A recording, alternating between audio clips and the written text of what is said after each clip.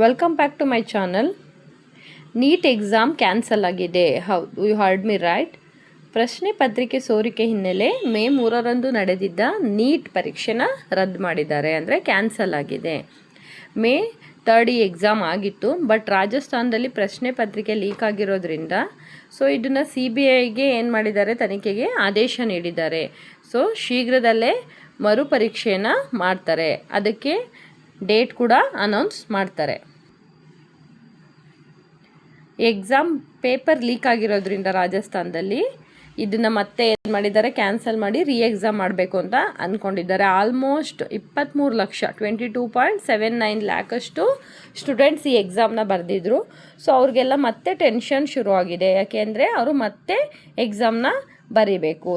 Exam ಮಾಡ್ತಾರೆ, ಅದಕ್ಕೆ date ಆದಷ್ಟು ಬೇಗ ರಿಲೀಸ್ ಕೂಡ ಮಾಡ್ತಾರೆ.